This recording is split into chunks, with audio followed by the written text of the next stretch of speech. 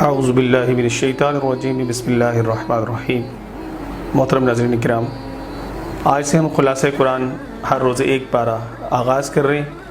سب سے پہلے اعوذ باللہ من الشیطان الرجیم قرآن حکیم فرقان مجید کے شروع میں تلاوت کے آغاز میں پڑھی جاتی ہے۔ دراصل یہ رب کائنات عز و جل کے اس حکم کی تعمیل ہے جو سورہ نحل میں اللہ تبارک نے ارشاد فرمایا، فَإِذَا قِرَأْتَ الْقُرْآنَ فَاسْتَعِذْ بِاللَّهِ مِنَ الشَّيْطَانِ الرَّجِيمِ کہ جب تم قرآن پڑھنے لگو تو اللہ کی پناہ شیطان مردود کے شر سے مانگ لیا کرو۔ دیگر عبادات کے شروع میں ہم یہ عمل نہیں کرتے اس وجہ سے کہ دراصل قرآن وہ سرچشمہ ہدایت ہے کہ جس کے ہدایت حاصل کرنے سے ہمیں شیطان خاص طور پہ روکتا ہے، اس لیے ہم اس کے شر سے اللہ تعالیٰ کی پناہ مانگتے ہیں۔ جب اس کی پناہ میں آ جاتے ہیں تو ہمیں قرآن سے ہدایت ملتی ہے۔ بسم اللہ الرحمن الرحیم اس کے بعد پڑھ کے تلاوت کا آغاز کیا جاتا ہے۔ سوائے سورہ توبہ کے ہر سورت کے آغاز میں بسم اللہ الرحمن الرحیم پڑھنی چاہیے، اور یہ قرآن حکیم فرقان مجید کا جزو ہے۔ قرآن حکیم فرقان مجید میں سورہ نمل کے اندر اللہ تبارک تعالیٰ نے بسم اللہ الرحمن الرحیم کو ایک جز کے طور پر بھی ذکر فرمایا ہے۔ مستقل آیت کی پوری آیت جو ہے وہ سورہ نمل میں نہیں ہے، بلکہ ایک آیت کا جز ہے۔ اللہ کے نام سے شروع کرتا ہوں جو بہت ہی مہربان ہمیشہ رحم فرمانے والا ہے۔ ناظرین کرام، اس کے بعد پارہ نمبر 1 کا جو آغاز ہوتا ہے، سب سے پہلے سورہ فاتحہ مکمل ہے اس میں، اور سورۃ البقرہ کی 141 آیات پہلے پارے کے اندر بیان فرمائی گئی ہیں۔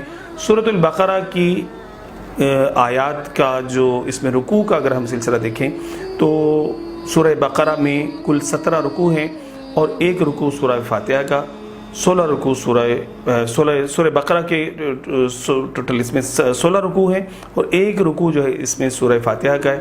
اس طرح پہلے پارے کے مکمل 17 رکوع بنتے ہیں۔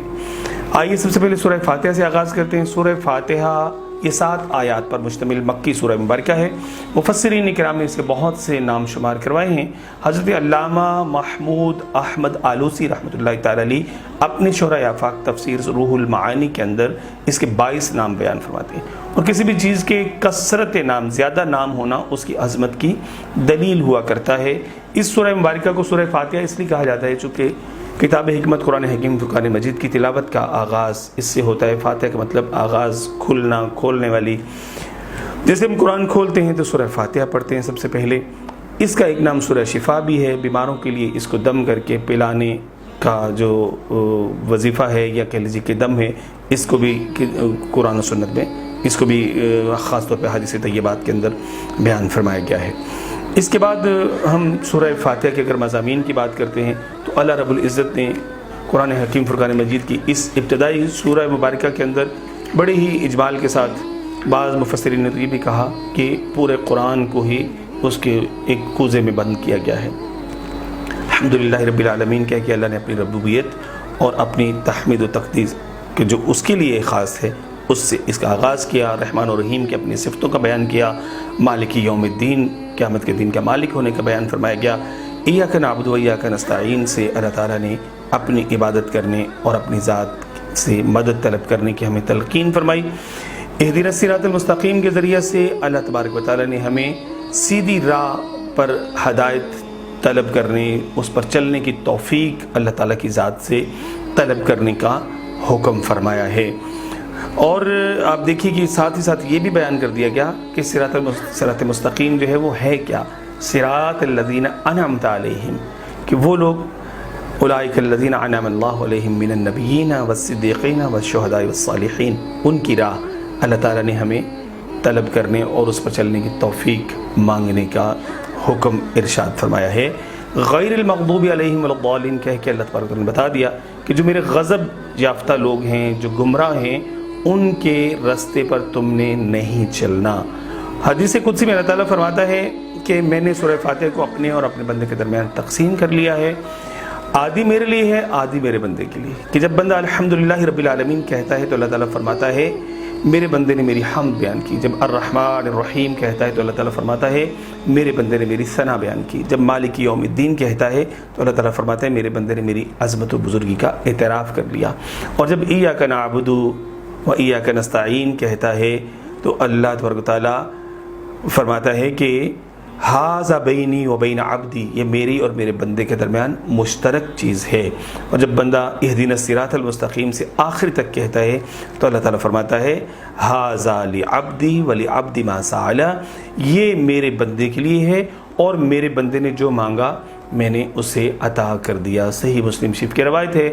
नाज़रीन मोहतरम, सूरतुल बक़रा का इसके बाद आगाज़ होता है। आयात इसकी टोटल 286 हैं और 40 रुकू हैं। ये मदनी सूरह मुबारक है।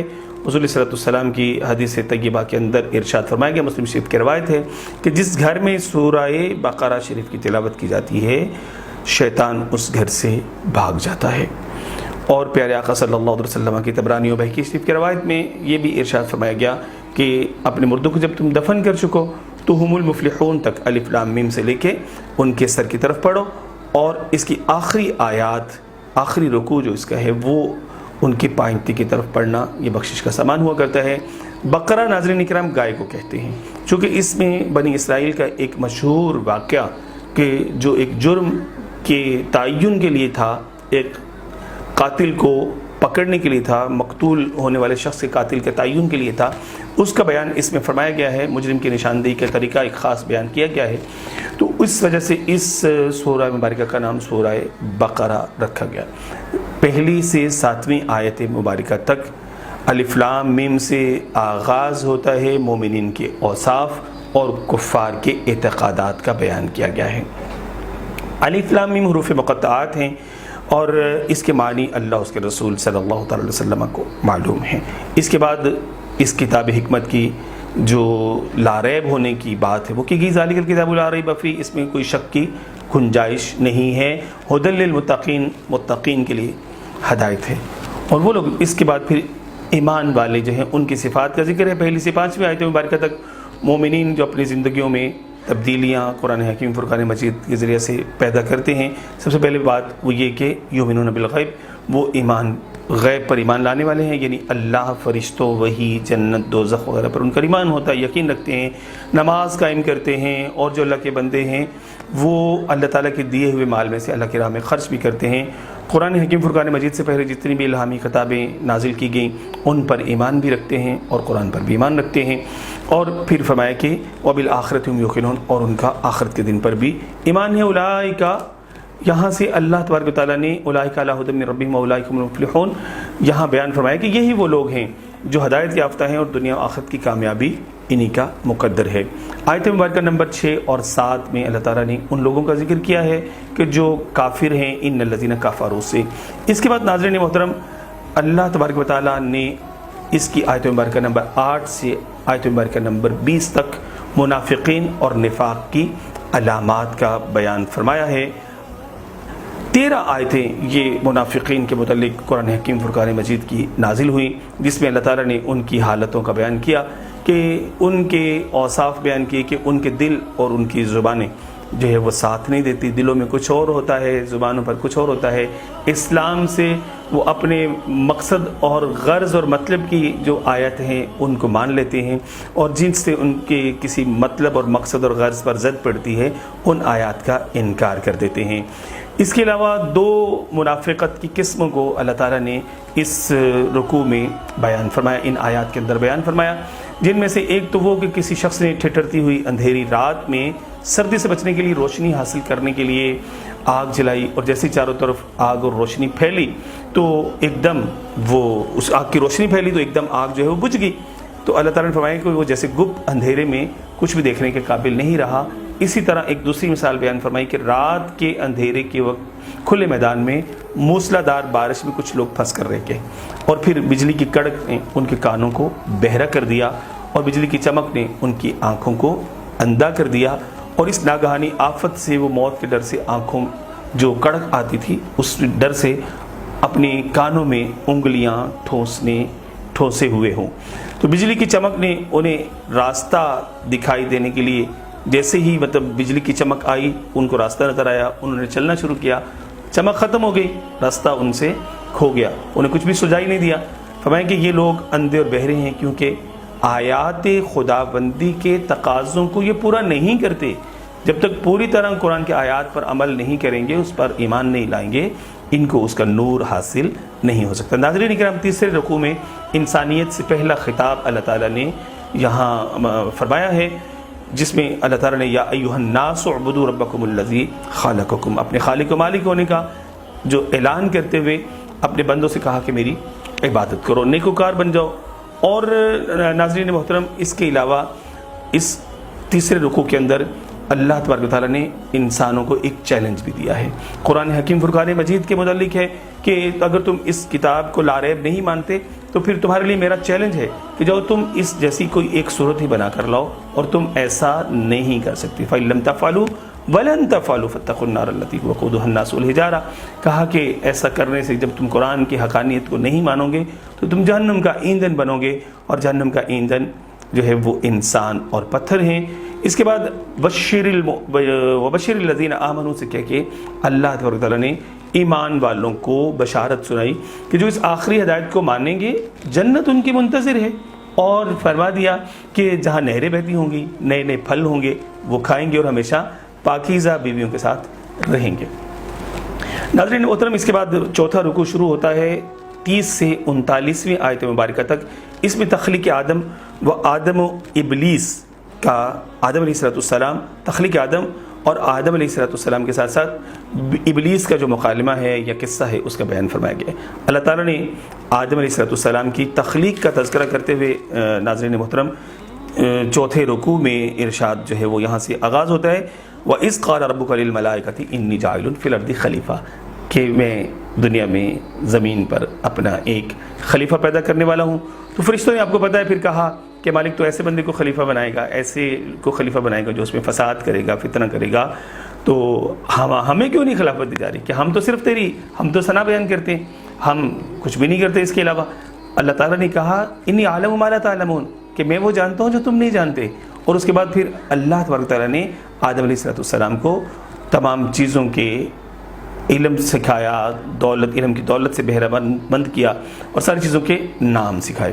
پھر فرشتوں کو جمع کیا اور پوچھا یہ جو چیزیں رکھی ہوئی ہیں چلو ذرا ان کے نام بتاؤ۔ تو فرشتوں نے پھر اللہ تبارک تعالیٰ کی پاکی بیان کرتے ہوئے ہاتھ کھڑے کر دے، جس کو کہتے ہیں سبحانک لا علم لنا الا ما علمتنا انک انت العلیم الحکیم، مالک جو تو نے ہمیں بتایا ہمیں تو وہی پتہ ہے، اس کے علاوہ ہم کچھ نہیں جانتے۔ پھر اللہ تعالیٰ نے آدم علیہ السلام کو، وہ مشہور قصہ یہاں سے پھر شروع ہوتا ہے، وَإِذْ قُلْنَا لِلْمَلَائِكَةِ اسْجُدُوا لِآدَمَ فَسَجَدُوا إِلَّا إِبْلِيسَ، اللہ نے پھر فرشتوں کو حکم دیا کہ آدم علیہ السلام کو سجدہ کرو، سب نے سجدہ کر دیا، مگر آپ کو پتہ ہے کہ ابلیس نے انکار کیا۔ اللہ تعالیٰ نے حضرت آدم علیہ السلام، ان کی زوجہ سیدہ حوا سلام اللہ علیہا کو پھر جنت میں بسایا، کھانے پینے کی نعمتیں عطا فرمائی، مگر آزمائش کے لیے ایک خاص درخت کے قریب جانے سے منع فرما دیا۔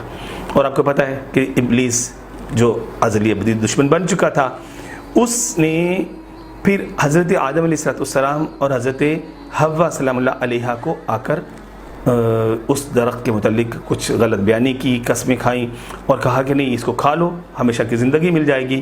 لغزش سرزد ہوئی، حضرت آدم علیہ السلام اور ان کی بیوی سیدہ حوا سلام اللہ علیہا نے شجر ممنوع کا پھل کھا لیا، اللہ تعالیٰ کی ناراضگی کا سامنا کرنا پڑا اور اللہ تعالیٰ نے انہیں زمین پر اتار دیا۔ اس وقت آدم علیہ السلام بہت زیادہ نادم ہوئے۔ اللہ تعالیٰ یہ کہتا ہے کہ فَتَلَقَّى آدَمُ مِن رَبِّهِ كَلِمَاتٍ فَتَابَ عَلَيْهِ إِنَّهُ هُوَ التَّوَّابُ الرَّحِيمُ، پھر اللہ نے خود ہی آدم علیہ السلام کو کچھ ایسے کلمات سکھائے کہ اس کے ذریعے سے آپ نے اپنے رب کی بارگاہ میں توبہ کی، تو اللہ تعالیٰ نے آپ کی توبہ کو قبول فرما لیا۔ وہ بڑا معاف فرمانے والا اور رحم فرمانے والا ہے۔ پھر اللہ تبارک و تعالیٰ نے نسل آدم کو ہمیشہ کے لیے زمین میں رہنے کے لیے آسمانی ہدایت پر چل کر کامیابی حاصل کرنے کی تلقین اس آیت مبارکہ میں آگے بیان فرمائی ہے۔ 5واں رکوع شروع ہوتا ہے، بنی اسرائیل سے پہلا خطاب یہاں سے آغاز ہوتا ہے۔ اس رکوع میں بنی اسرائیل کا تذکرہ ہے، اور بنی اسرائیل کو اس دور کی جو تمام قوموں پر فضیلت اللہ تعالیٰ نے عطا فرمائی تھی، ناظرین اس کا تذکرہ ہوتا ہے۔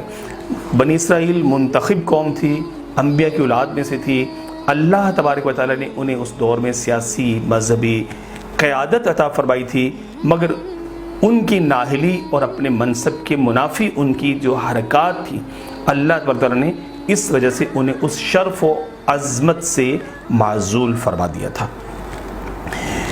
اور بنی اسرائیل پر یہ حقیقت واضح فرمائی کہ آدم علیہ السلام کی خلافت جس قسم کا غم اور غصہ اور حسد آپ کی خلافت سے ابلیس کو تھا، اسی قسم کا غم، غصہ اور حسد جو ہے وہ اے بنی اسرائیل والو تمہیں حضور علیہ السلام کی رسالت سے ہے۔ جیسے آدم علیہ السلام کی خلافت کو میں نے قائم کر کے دکھایا اور شیطان کو نیچے دکھایا، ایسے میں اپنے محبوب کی رسالت کو بھی قائم کر کے دکھاؤں گا اور تمہیں تمہارے مقاصد میں کامیاب نہیں ہونے دوں گا۔ اسرائیل کا عربی مطلب عبداللہ ہوا کرتا ہے۔ یعقوب علیہ السلام کا یہ لقب ہے۔ یہود اصل میں حضرت یعقوب علیہ السلام کی اولاد تھی، اس لیے انہیں یا بنی اسرائیل کہہ کے قرآن حکیم فرقان مجید میں جا بجا بیان مخاطب فرمایا گیا ہے۔ اس کے بعد اللہ تبارک نے حکم دیا کہ نماز قائم کرو اور زکوٰۃ دو، لوگوں کو نیکی کا حکم کرتے ہو تو خود بھی نیکی کرو۔ ناظرین محترم، 5واں رکوع مکمل ہوتا ہے۔ 6ٹھے رکوع میں تاریخ بنی اسرائیل کے چند واقعات کا تذکرہ اللہ تعالیٰ نے اس میں 6ٹھے رکوع میں ارشاد فرمایا ہے کہ میری نعمتوں کو یاد کرو، خصوصاً اس نعمت کو کہ میں نے تمہیں دوسری قوموں پر فضیلت عطا فرمائی تھی۔ اس کے بعد اللہ تعالیٰ فرعون کے ساتھ جو بنی اسرائیل کا معاملہ ہے کہ فرعون غرق ہوا اور بنی اسرائیل والوں کو اللہ تعالیٰ نے سمندر میں سے رستہ دیا اور ان کو بچا لیا۔ اس کے بعد موسیٰ علیہ السلام جب 40 دن کے لیے کوہ طور پر عبادت کے لیے گئے، انہوں نے بچھڑے کو جو ہے وہ اس کی عبادت کرنا شروع کر دی تھی، اس کا ذکر ہوتا ہے۔ اس کے بعد ناظرین محترم، اللہ تبارک تعالیٰ نے موسیٰ علیہ السلام کی اس قوم پر جو عذاب آیا تھا اور اللہ تعالیٰ نے اس کا تذکرہ کیا، ان پر جو نعمتوں کا نزول من و سلوہ کی صورت میں فرمایا اس کا تذکرہ کیا، اور اس پر یہ 6ٹھا رکوع مکمل ہوتا ہے۔ بنی اسرائیل کے لیے نعمت خداوندی اور اس کے جرائم کا ذکر ہمیں ملتا ہے 7ویں رکوع کے اندر۔ سب سے پہلے تو یہاں سے تذکرہ ہوتا ہے جو بنی اسرائیل کو اللہ تعالیٰ نے 12 چشمے وَإِذِ اسْتَسْقَىٰ مُوسَىٰ لِقَوْمِهِ فَقُلْ نَضْرِبْ بِعَصَاكَ الْحَجَرَ، جب موسیٰ علیہ السلام نے اپنی قوم کے لیے پانی مانگا تو اللہ تعالیٰ نے کہا کہ پتھر پر اپنا عصا ماریے، اس سے 12 چشمے پھوٹ پڑے اور وہ ہر قبیلے کے لیے الگ الگ ان کے سیراب ہونے کے اللہ تعالیٰ نے انتظام کر دیا، مگر پھر بھی وہ اپنی حرکتوں سے باز نہیں آئے تھے۔ اور آپ کو پتہ ہے من و سلوہ پر ان کی پوری نہیں پڑی تو انہوں نے موسیٰ علیہ السلام سے کہا کہ ہم ایک ہی کھانے پر صبر نہیں کر سکتے، آپ نے رب سے کہو کہ وہ ہمارے لیے لن نصبر علی طعام واحد فادع لنا ربک یخرج لنا مما تنبت الارض من بقلها وقثائها وفومها وعدسها وبصلها، کہ ہمارے لیے جو ہے یہ کھانا یہ کافی نہیں ہے، ہمیں سبزیوں میں سے کچھ چاہیے، ہمارے لیے لہسن، پیاز، دال، روٹی وغیرہ کا انہوں نے مطالبہ کر کے اپنی ذہنی پستی کا ناظرین ثبوت دیا، اور وہ جو اللہ سے بنا بنایا پکا پکایا آسمانوں سے خوان نعمت اترتا تھا اس کی ناقدری کی۔ یہ 7واں رکوع مکمل ہوا۔ 8واں رکوع 62ویں سے 71ویں آیت مبارکہ میں اس میں بنی اسرائیل کی عہد شکنی کا ایک تذکرہ ملتا ہے، اور پھر اس کے بعد پھر 9ویں رکوع میں ناظرین محترم 72ویں سے 82ویں آیت مبارکہ کے اندر وہ گائے کا عجیب واقعہ جس کی وجہ سے یہ سورہ بقرہ کہلاتی ہے۔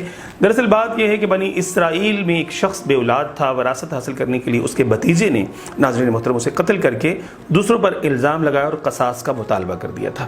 حضرت موسیٰ علیہ السلام نے قاتل کا پتہ چلانے کے لیے اللہ تعالیٰ کے حکم سے گائے ذبح کرنے کا حکم دیا، مگر بڑی پسو پیش کے بعد یہ لوگ گائے ذبح کرنے پر آمادہ ہوئے۔ گائے کے گوشت کا ایک ٹکڑا جب میت کے جسم سے لگایا گیا تو وہ میت زندہ ہو گئی اور اس نے اپنے قاتل کا نام بتایا، اور پھر ساتھ ہی واپس پھر وہ شخص جو مقتول تھا وہ مر گیا۔ اس طرح اصل مجرم گرفت میں آ گیا اور سزا کا مستحق ہوا، اور کسی بے گناہ کی ناجائز خون ریزی سے لوگ بچ گئے۔ تفسیر کبیر، تفسیر دیگر تفاسیر کے اندر یہ اس طرح سے ذکر کیا گیا ہے۔ ناظرین محترم، یہ 10واں رکوع پھر یہاں سے آغاز ہوتا ہے، اس میں بھی بنی اسرائیل کی عہد شکنی کا کچھ ذکر کیا گیا ہے، اور پھر ہم 11ویں رکوع کی طرف چلتے ہیں تو بنی اسرائیل کا حضور علیہ السلام کا انکار کرنا اس کے حوالے سے کچھ بیان فرمایا گیا ہے۔ بنی اسرائیل کی فرشتوں اور رسولوں سے دشمنی کا تذکرہ ہمیں 12ویں رکوع میں ملتا ہے کہ یہ لوگ جبریل امین علیہ السلام کے مخالف تھے۔ ان کا کہنا تھا کہ یہ ہمارے لیے عذاب اور سزا لے کر کیوں آتے ہیں، مگر یہ لوگ سمجھنے سے قاصر رہے کہ جبریل امین علیہ السلام تو اللہ تعالیٰ کے بھیجے ہوئے قاصد اور نمائندے ہیں، جزا اور سزا کے احکامات تو اللہ تعالیٰ نازل فرماتا ہے۔ اس کے ساتھ ساتھ حضرت سلیمان علیہ السلام کے حوالے سے جو یہودیوں نے عقیدہ رکھا تھا کہ وہ ان کو نعوذ باللہ انہوں نے کافر کہا اور یہ کہا کہ وہ جادوگر ہیں، تو اس کا بھی تذکرہ اسی رکوع کے اندر آتا ہے کہ انہوں نے اپنی حکومت جادو کے سہارے پر قائم کی تھی۔ یہاں اللہ تبارک و تعالیٰ کے حبیب اور سارے انبیاء کرام علیہ السلام کی عزت و نموز کے نگہبان پیارے آقا صلی اللہ تعالیٰ علیہ وسلم کی ایمان کے بعد جو ہے وہ وما کفر سلیمان کی آیات کے ذریعے سے قرآن حکیم فرقان مجید میں یہ بیان کیا گیا کہ سلیمان علیہ السلام تو جلیل القدر پیغمبر تھے، وہ کافر نہیں تھے، انہوں نے کوئی جادو وغیرہ نہیں کیا۔